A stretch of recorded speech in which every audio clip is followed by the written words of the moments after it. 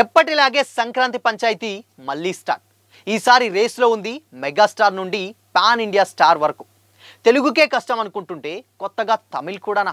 ఇంతకీ నెగ్గేదెవరు, వెనక్కి తగ్గేదెవరు? Have a look.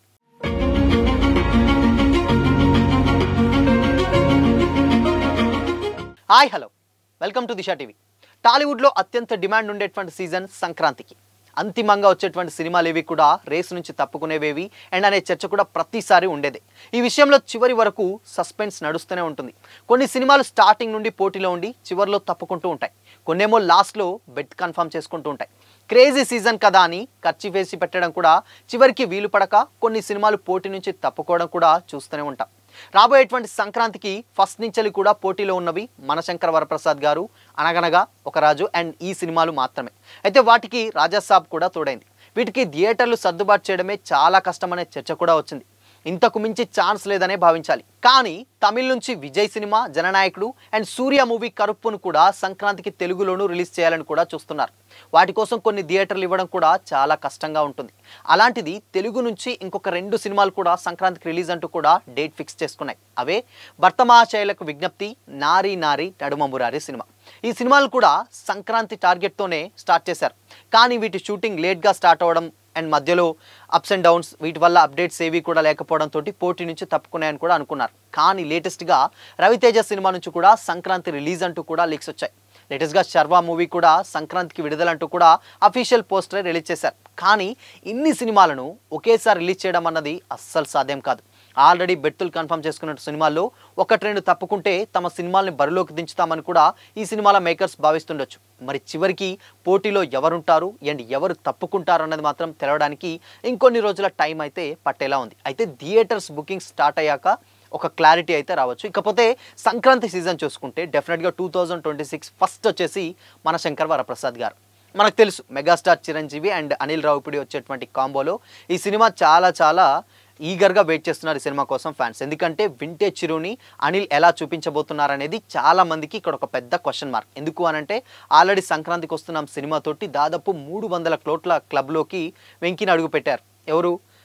Anil Ravipudi. So ఇక్కడ మెగాస్టార్ కూడా కొంచెం వరుస ఫ్లాపులతోటి కొంచెం సతమతం అవుతున్నారు. బట్ ఈ సినిమాతోటి డెఫినెట్గా ఒక కంబ్యాక్ ఇవ్వాలని కూడా చాలా గట్టిగా అయితే ప్రయత్నం చేస్తున్నారు. సో చూడాలి మరి. ఇన్ కేస్ ఆ సినిమా ఏమవుతుంది ఏంటనేది పక్కన పెడితే ఎస్పెషల్లీ ఫ్యామిలీ ఆడియన్స్ ఎవరైతే ఉన్నారో వాళ్ళు చాలా బాగా కనెక్ట్ అవుతారు. అండ్ రీసెంట్గా వచ్చినటువంటి మీసాల పిల్ల సాంగ్ కూడా చాలా బాగా మంచి ఇంపాక్ట్ అయితే క్రియేట్ చేసింది. అండ్ ప్రమోషన్స్ విషయంలో అనిల్ని కొట్టేటువంటి ఛాన్స్ ఎవరికీ లేదు. అండ్ అందుకనే సినిమా బజ్ విషయంలో చాలా టాప్ 1లో ఉంటుందని కూడా అర్థం చేసుకోవచ్చు. ఇకపోతే ఈ లిస్ట్లో కొత్తగా జాయిన్ అయింది ప్రభాస్. ది రాజాసాబ్ ఆల్రెడీ మనకు తెలుసు ఒక హారర్ జోనర్లో రాబోతుంది. ఫస్ట్ టైం ప్రభాస్ ఒక కొత్త క్యారెక్టర్లో, అది కూడా హారర్ జోనర్లో యాక్ట్ చేయబోతున్నారు. అండ్ దానికి మారుతి డైరెక్షన్ ఎందుకంటే హారర్ సినిమాలు తీయడానికి ఒక పెట్టింది పేరు మారుతికి. సో కాబట్టి అండ్ ఆయన లుక్స్ కూడా సేమ్ టైం ఇక్కడ వర్షం అండ్ దాని తర్వాత అడవి రాముడు, ఛత్రపతి ఇలాంటి ఏదైతే వింటేజ్ ప్రభాస్ని చూపించాలని ఎప్పటి నుంచో కూడా ఫ్యాన్స్ చాలామంది కోరుకుంటున్నారు. సేమ్ అలానే రాజాసాబ్లో కూడా ప్రభాస్ లుక్ అదిరిపోయిందనే చెప్పాలి. అండ్ ఇక ఆయనకు స్టైల్కి సంబంధించి కామెడీ కావచ్చు అండ్ దాని తర్వాత డ్యాన్స్ కావచ్చు, ఇవన్నీ కూడా కొంచెం చాలా రోజుల నుంచి మిస్ అవుతున్నారు. ఎప్పుడైతే బాహుబలి సినిమా రిలీజ్ అయిందో అప్పటి నుంచి కూడా ఇవేవి కూడా ప్రభాస్ నుంచి ఎక్స్పెక్ట్ చేయలేదు ఫ్యాన్స్. బట్ రాజాసాబ్లో మాత్రం డెఫినెట్గా ఇవన్నీ ఉంటున్నాయని కూడా డైరెక్ట్గా మారుతూనే ఒక పోస్ట్ తోటి రివీల్ చేశారు. కాబట్టి ఈ సినిమా కూడా సంక్రాంతికి ఫిక్స్ అయిపోయింది 9th. ఇకపోతే నవీన్ పోలిశెట్టి యాక్ట్ చేస్తున్నటువంటి అనగనగా ఒక రాజు. ఆల్రెడీ ఈ సినిమా కూడా ఎప్పుడో రిలీజ్ అవ్వాల్సినటువంటి సినిమా, కాకపోతే అది పోస్ట్ పోన్ అవుతూ ఆఖరికి సంక్రాంతి బరిలో అయితే నిల్చుందనమాట. ఈ సినిమా కూడా తెలుసు ఆల్రెడీ లేటెస్ట్గా అంటే దివాళీ సందర్భంగానే ఈ సినిమా రిలీజ్ డేట్ని కూడా అనౌన్స్ చేశాడు నవీన్ పోలిశెట్టి. అది కూడా ఒక ప్రమోషనల్ వీడియో తోటి కూడా, అంటే క్రాకర్స్ తోటి ఒక వీడియో తోటి కూడా అది రిలీజ్ చేయడం జరిగింది. కాబట్టి ఈ సినిమా మీద కూడా చాలా మంచి ఎక్స్పెక్టేషన్సే ఉన్నాయి. ఎందుకంటే జాతిరత్నాల తర్వాత మిస్టర్ పోలిశెట్టి తర్వాత చాలా లాంగ్ గ్యాప్ తర్వాత తీసుకొని వస్తున్నటువంటి సినిమా అనగా ఒక రాజు. అండ్ డెఫినెట్గా ఇది నవీన్ పోలిశెట్టికి స్టైల్కి అండ్ ఆ మ్యానరిజంకి పర్ఫెక్ట్గా యాప్ట్ అయ్యేటువంటి క్యారెక్టర్ అయితే అర్థమవుతుంటుంది. సో చూడాలి మరి. ఈ సినిమాను కూడా డెఫినెట్గా సంక్రాంతి రోజే రిలీజ్ చేస్తారని కూడా అఫీషియల్గా అనౌన్స్ చేశారు. ఇకపోతే రవితేజ కొత్త movie. So already Ravi Teja movie కూడా సంక్రాంతి బరిలో ఉంటుంది అని కూడా అంటున్నారు. బట్ సంక్రాంతి అంటే ఇప్పుడు ఆల్మోస్ట్ అక్టోబర్ అంటే నవంబర్, డిసెంబర్ 2 months ఉంది. కాబట్టి ఇంతవరకు ఎలాంటి అప్డేట్ లేదు. కాబట్టి కొంచెం రవితేజ సినిమా మాత్రం కొంచెం కష్టమనే చెప్పొచ్చు. బట్ చెప్పలేం, అనూహ్యంగా ఏది ముందుకొస్తుందో ఏది వెనక్కి వెళ్తుందో తెలియదు కాబట్టి రవితేజ సినిమా కూడా వచ్చే ఛాన్సెస్ కూడా లేకపోలేదు. ఇకపోతే ఫైనల్గా తెలుగు సినిమాలలో నారి నారి నడుమ మురారి శర్వానంద్ యాక్ట్ చేస్తున్న మూవీ.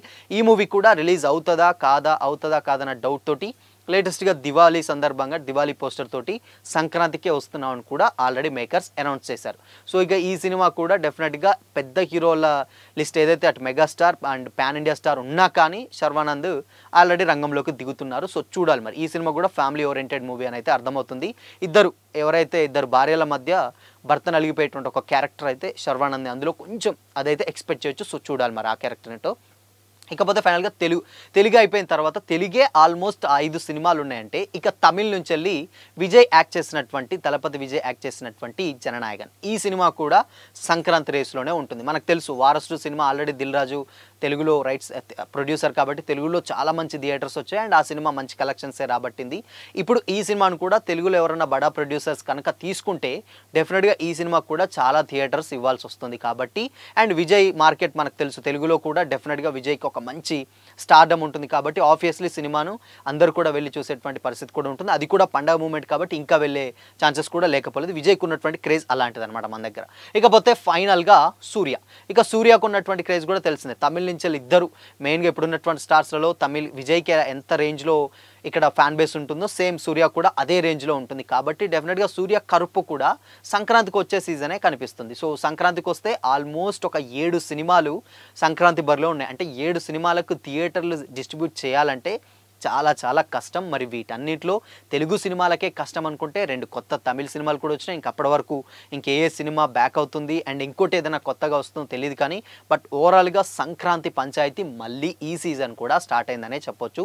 కాకపోతే ఇంకొద్ది రోజులు అయితే వెయిట్ చేయాల్సి వస్తుంది. అంటే ఈ సినిమాలు అఫీషియల్గా అవుతాయా లేకపోతే డెఫినెట్గా ఒక 3 నుంచి 4 సినిమాలు అయితే కన్ఫర్మ్. మనశంకర్ వరప్రసాద్ గారు ది రాజా సాబ్ అండ్ దాని తర్వాత అనగనగా ఒక రాజు అండ్ దాని తర్వాత నారి నారి నడుమ మురారి ఈ సినిమాలు అయితే కన్ఫర్మ్. బట్ వీటికి అనుగుణంగా తమిళ నుంచి ఈ 2 సినిమా అంటే 6 సినిమాలు కన్ఫర్మ్. ఒక్క రవితేజ సినిమా డెఫినెట్గా కొంచెం అది పక్కన పెడితే 6 సినిమాలకు థియేటర్స్ అంటే నిజంగా కొంచెం కష్టమే. సో చూడాలి మరి సంక్రాంతి బరిలో వచ్చేదెవరో వచ్చిన తర్వాత నెగ్గేదెవరో చూడాలి. బట్ ఈ సంక్రాంతి సినిమాలన్నింటిలో మీరు ఏ సినిమా కోసం వెయిట్ చేస్తున్నారు కామెంట్ చేయండి.